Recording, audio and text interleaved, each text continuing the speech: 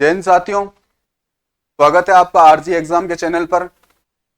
और उम्मीद करते हैं कि आप तैयारी कर रहे होंगे, क्योंकि अभी पेपर भी आ रहे हैं। सीईटी का भी पेपर आ रहा है, एसएससी जीडी का भी जल्दी से होने वाला है। तैयारी करते रहिए। स्टूडेंट होने के नाते मैं भी यही बात कहना चाहूंगा आपसे। क्वेश्चन आंसर हम कोशिश कर रहे हैं कि एमसीक्यू क्वेश्चन भी आपके लिए लेके आए। सरकार हिंदी के क्वेश्चन आपके सामने आ गए हैं एमसीक्यू। तो कितनी पढ़ाई करते हैं, कितनी अपन मेहनत करते हैं, उसका पता हमें किस चीज से चलता है कि हम क्वेश्चन आंसर कितने निकालते हैं। आगे चलते, हमारा टॉपिक था भारत का प्रायद्वीपीय पठार, उसमें पहाड़ियां पढ़ रहे थे। और इसी के साथ आज इस टॉपिक को अपन कंप्लीट करेंगे। तो भारत के प्रायद्वीपीय भाग के अंदर जो पर्वत थे उनकी हमने बात की थी कल, एक बार वापस देख लेते हैं। ये क्वेश्चन आता है, यहाँ पे अरावली पर्वतमाला है, मध्य भारत की सबसे ऊंची चोटी गुरु शिखर कौन सी पर्वतमाला पर है? अरावली पर। विश्व का सबसे प्राचीनतम पर्वत कौन सी श्रृंखला में है? ये अरावली में। कहाँ पर है? हमारे राजस्थान के सिरोही के अंदर ये पड़ता है। मध्य भारत की सबसे ऊंची चोटी, ऊंचाई क्या थी इसकी? 1727 मिलेगा आपको, या क्या मिलेगा? 1722 में। मध्य भारत की पूछ ले तो आप ये बता देना। इसके अलावा हमने पहली क्लास में बात की थी मध्य प्रदेश में। देखो, मध्य प्रदेश में मैं इसको थोड़ा सा इधर लिख के बता देता हूं। ऐसे कुछ पर्वत है मध्य प्रदेश के अंदर जिन्हें विंध्याचल पर्वतमाला कहते हैं।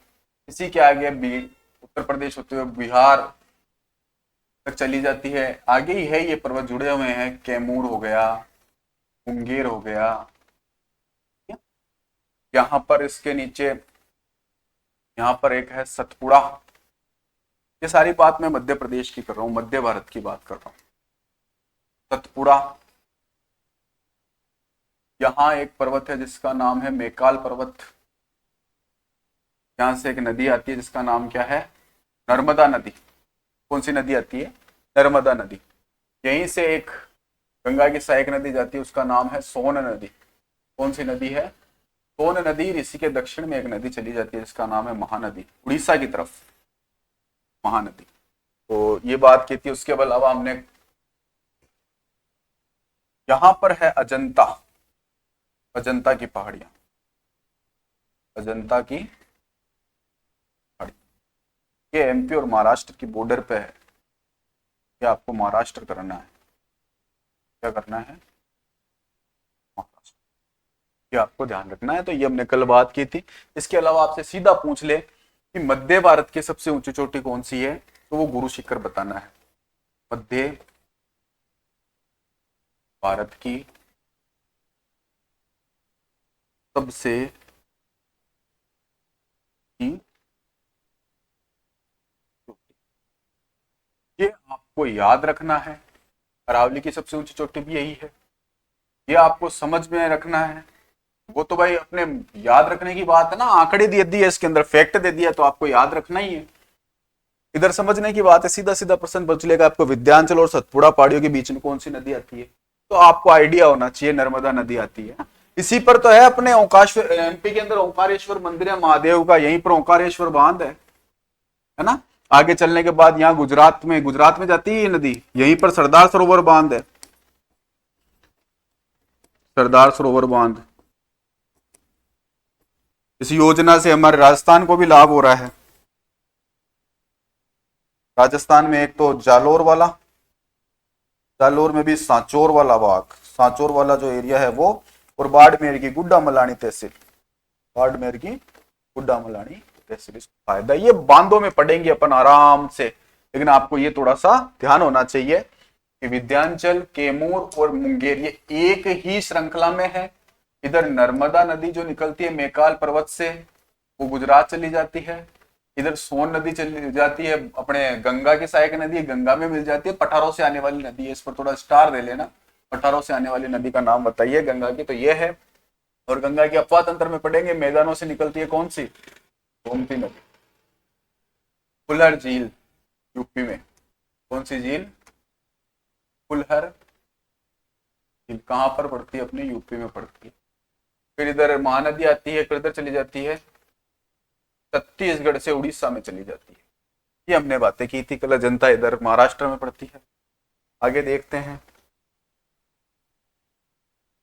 बाकी राजस्थान की तो क्लास ही अलग लगेगी। अपन पूरा राजस्थान की ज्योग्राफी, राजस्थान की आर्ट एंड कल्चर, राजस्थान की पॉलिटी सारी पढ़ेंगे। तो यहाँ की बात हो गई, हमने पढ़ लिया था। उसके बाद में यहाँ पर महाराष्ट्र में भी मैंने बता दिया था आपको, सतमाल सतमाल की पहाड़ी। थोड़ा सा समराइज हो जाए, और कुछ नहीं है, क्लास लंबी हो कोई दिक्कत नहीं है, लेकिन एक बार समराइज होना जरूरी है। सतमाल पहाड़ी। दूसरा, महाराष्ट्र में कौन सी है? बाबा हरिश्चंद्र की पहाड़ी। बाबा हरिश्चंद्र की पहाड़ी।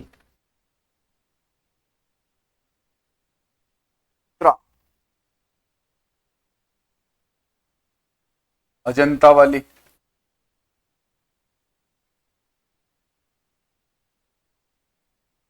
ये आपको ध्यान में रखनी है, कोई ज्यादा बड़ी बात है नहीं, याद रख सकते हो आप।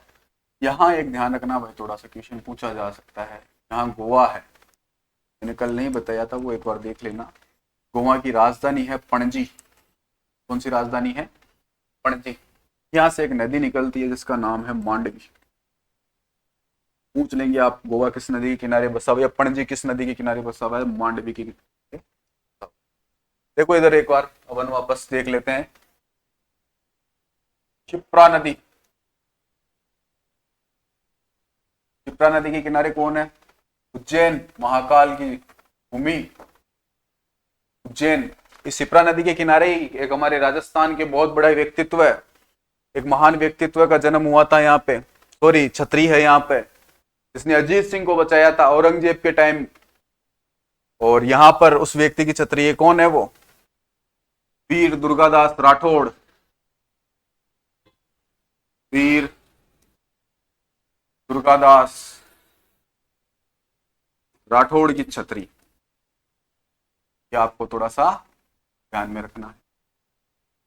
वीर दुर्गादास राठौड़ ने ही संघर्ष करके अजीत सिंह को मारवाड़ का शासक बनाया था। 30 वर्ष तक संघर्ष किया था उस व्यक्ति ने। के बाद में आगे देखो, सरयू। सरयू नदी के किनारे कौन बसा हुआ है? अयोध्या। नदियां पढ़ेंगे जब और पढ़ लेंगे, लेकिन अभी बात आ गई तो बता देते हैं आपको। चंबल किनारे कौन बसा हुआ है? कोटा। ये पूछ लिए जाती है। मांडवी कौन बसा हुआ है? गोवा। ये आपको थोड़ा सा ध्यान में रखना। आगे जैसे जैसे नदियां आएगी मैं लिखाता जाऊंगा। तो पणजी का अपना थोड़ा सा इंपॉर्टेंट है, वो ध्यान में रखें। तो महाराष्ट्र की पहाड़ियों में तो कोई कंफ्यूजन नहीं होना चाहिए। आगे चलते हैं।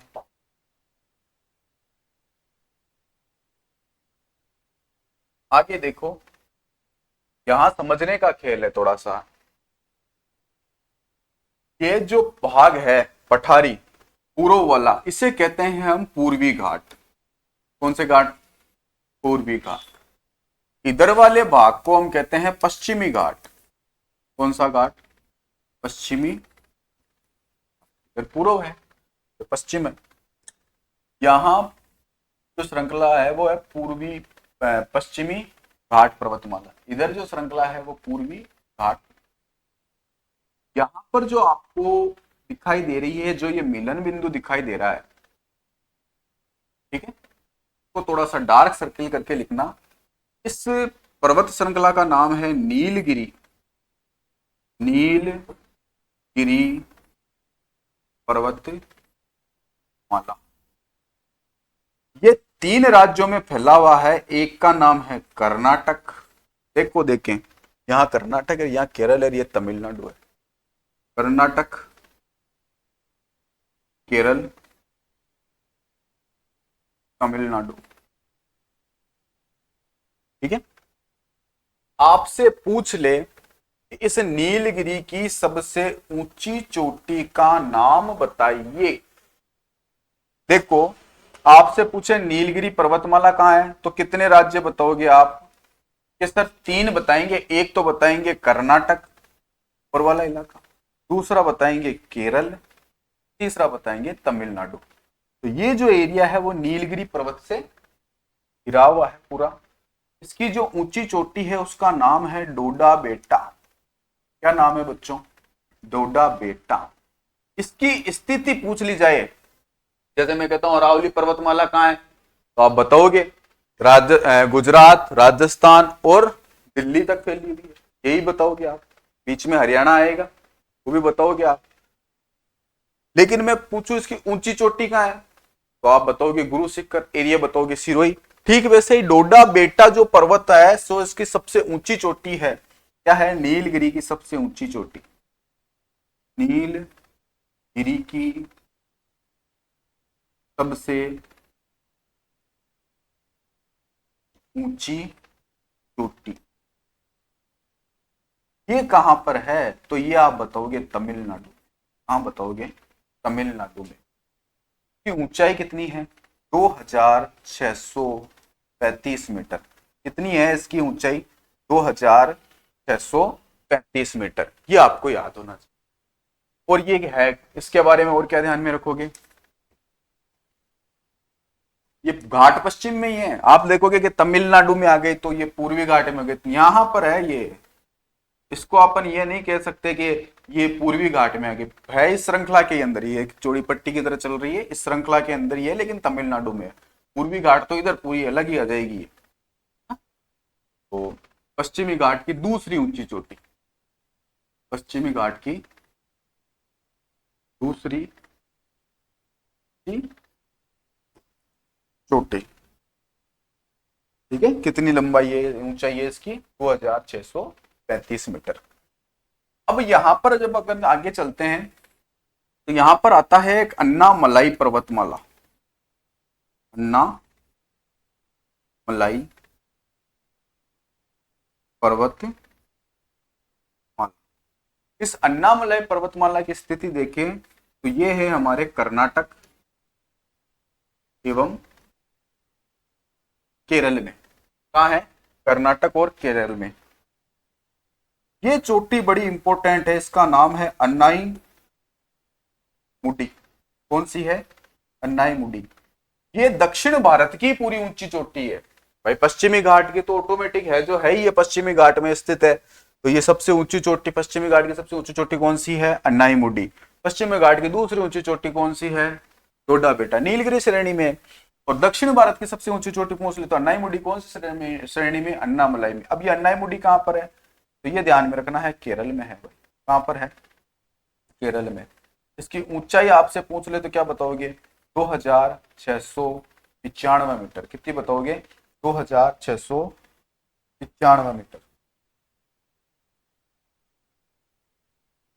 2695 मीटर ऊंचाई बताओगी। इन दोनों में आपको कंफ्यूज नहीं होना है। एक बार वापस इनको देख लेते हैं, अपन पढ़ लेते हैं।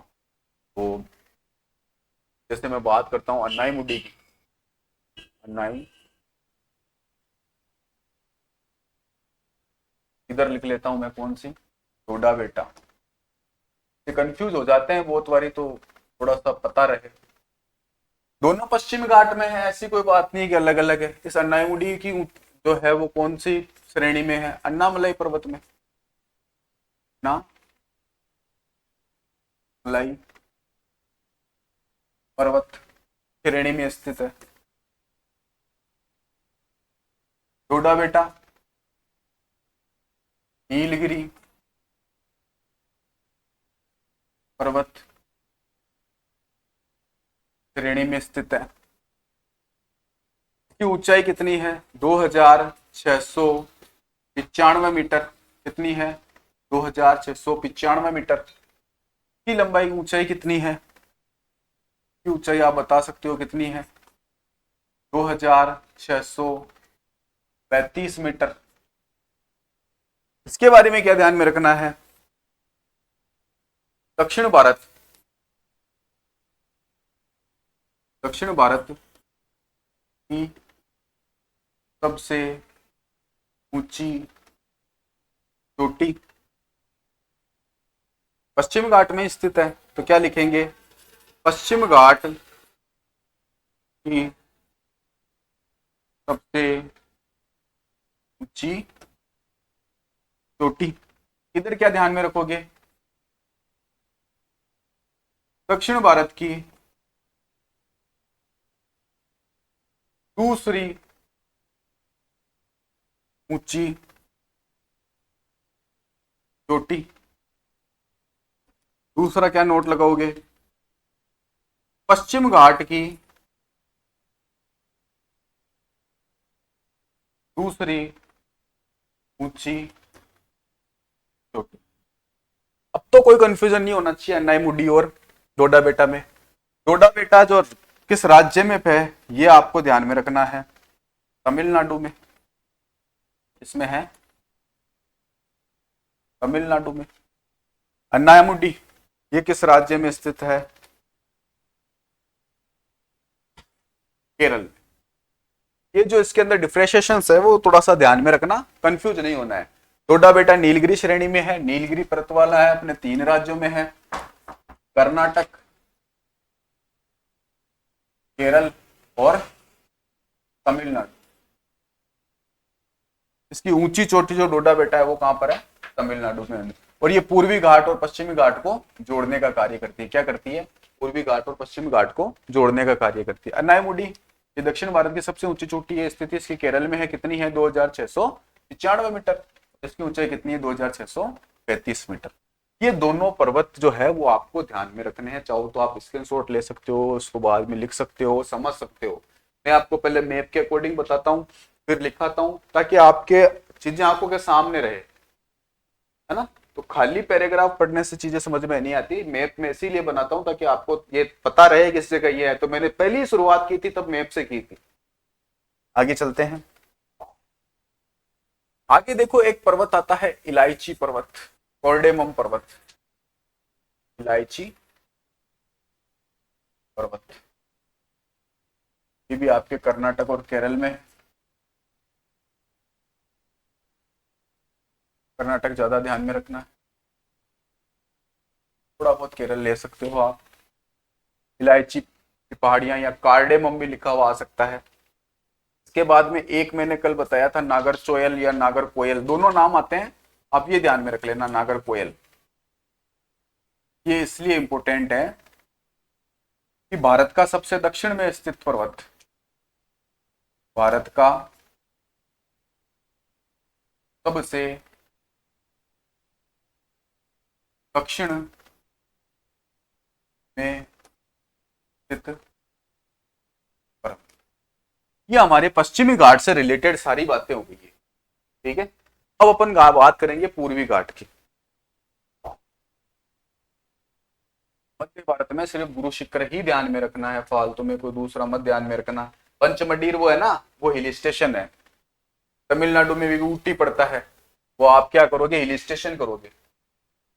पूर्वी घाट में देखो ऐसे ही चलना है, फालतू के अंदर ऐसे हर कहीं से चोटियां नहीं उठानी। पहले अब इधर से चल रहे हैं ना, मध्य से इस तरह आए हैं, तो बाउंड्री बाउंड्री चलना है पहले, फिर अंदर चलेंगे। बाउंड्री बाउंड्री चलोगे सामने रहेगी चीजें। यहाँ ऊपर देखो तमिलनाडु के अंदर ही, तमिलनाडु तो हो गया। आंध्र प्रदेश में देखो एक पर्वत है जिसका नाम है शेवरोई। ऐसे ही लिखना जैसे बता रखा है, शेवरोई। शेवरोई पहाड़ी केवाद की पहाड़ी आंध्र में। फिर यहाँ आता है उड़ीसा। पूरा देख लो, आंध्र प्रदेश के बाद में ये पूरा इलाका जो है ना, ये डेल्टा वगैरह, कृष्णा गोदावरी का डेल्टा है ना। चावल दान का कटोरा, पिछले एग्जाम में आया था शायद, में पूछा गया था, कांस्टेबल आरपीएफ में पूछा गया था कि दान का कटोरा निम्न में से कौन सा है, चावल का कटोरा कौन सा है। तो कृष्णा और गोदावरी का जो डेल्टा होता है वो चावल का कटोरा कहलाता है। उड़ीसा के अंदर जो है वो महेंद्रगिरी पर्वत, महेंद्रगिरी पर्वत, ये पूर्वी घाट की सबसे ऊंची चोटी है। इसकी ऊंचाई कितनी है? 1501 मीटर। कितनी है? 1501 मीटर। पूर्वी घाट की सबसे ऊंची चोटी, पूर्वी घाट की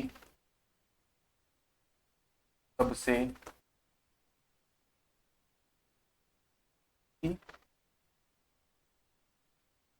ये आपको ध्यान में रखना है। यहां पर आके हमारे प्रायद्वीपीय पठार के जो पर्वत होते हैं वो पूरे होते हैं। हमने सबसे पहले पढ़ा था कि हिमालय, सबसे पहले तो स्थिति एवं विस्तार पढ़ा, उसके बाद में भारतीय भौतिक प्रदेशों के अंदर सबसे पहले हमने क्या लिया, हिमालय लिया। उसके एक एक दर्रे, एक एक चोटियां, एक एक जो उसकी शब्दावलियां होती है वो सारी पढ़ी। उसके बाद में हमने पढ़ा उत्तर का मैदान, वो भी हमने कंप्लीटली तरीके से पढ़ा। उसके बाद में हमने शुरू किया था प्रायद्वीपीय पठार, जो भारत का सबसे बड़ा भौतिक प्रदेश था, 16 लाख वर्ग किलोमीटर में फैला हुआ, तो टाइम भी लगेगा पता है आपको। और सबसे प्राचीन भी यही है, गोंडवाना लैंड का हिस्सा है, ये पूछा जाता है प्रश्न। फिर उस पठार के जो वर्गीकरण थे विभिन्नताओं के आधार पर, उनका वर्गीकरण करके अच्छे से पढ़ा कि यहाँ पर कौन सा पठार है, यहाँ पर दक्कन ट्रेप है, इधर राजस्थान में हाड़ौती का पठार है जो मालवा के पठार का हिस्सा है। इसके यहाँ ना ये मालवा के पठार का हिस्सा ही किधर गया था, अपने कोटा बूंदी बारा वाला हाड़ौती वाला हिस्सा। फिर इधर हमने पढ़ा था, इधर उड़ीसा और छत्तीसगढ़ में दंडक राय का पठार, झारखंड छत्तीसगढ़ में पढ़ा था छोटा नागपुर का पठार, एमपी यूपी में पढ़ा था हमने बुंदेलखंड का पठार, एमपी और छत्तीसगढ़ में पढ़ा था बागेलखंड का पठार। फिर इधर दक्कन ट्रेप को बटा था ऐसे, इधर उड़ीसा में इधर दंडक राय के पठार में, इधर महाराष्ट्र का पठार में, कर्नाटक तमिलनाडु में धारवाड़ के पठार। ऊपर पड़ा था अपने पूर्वी और सबसे इधर उत्तर पूर्व में स्थित मेघालय में शिलोंग का पठार, गारो खासो जयंते पहाड़ियां थी। तो ये पठार पड़े थे। उसके बाद में हमने चोटियां देखी। अब इन सभी को एक बार अपन चोटियों को क्या करते हैं, समराइज कर लेते हैं। देखते जाइए आप, समराइज करके देखते हैं, देखें।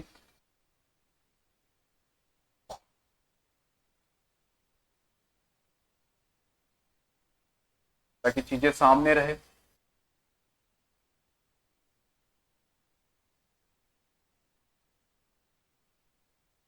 लगभग लगभग भारत की आकृति कुछ इस तरह है।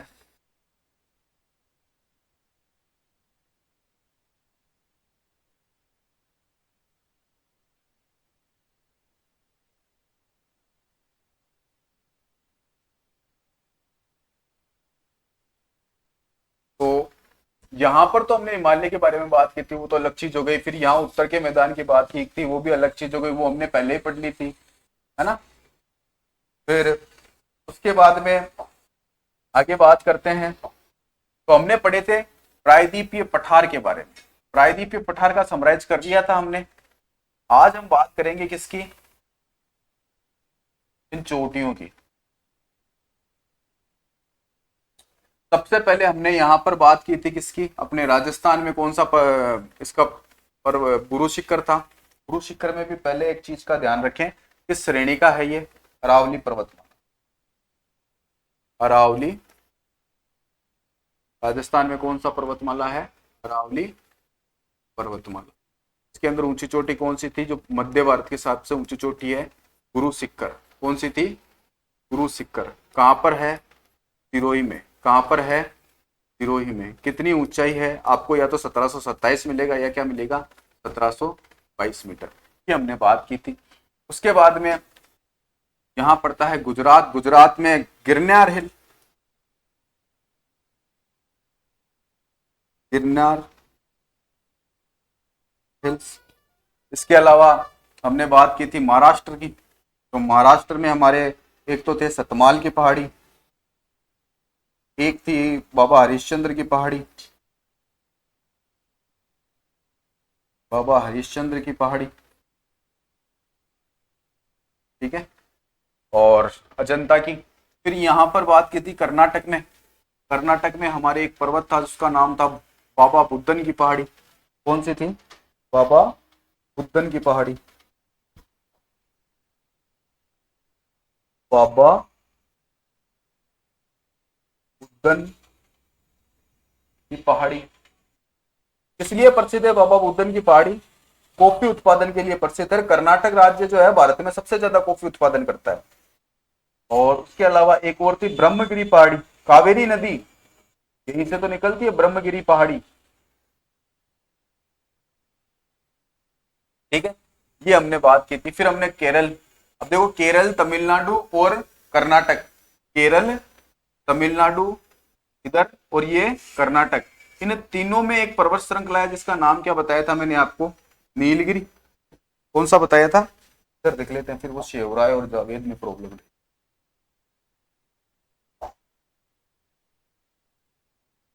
यहाँ पे एक पर्वत बताया था, उसका नाम था कौन सा? नीलगिरी।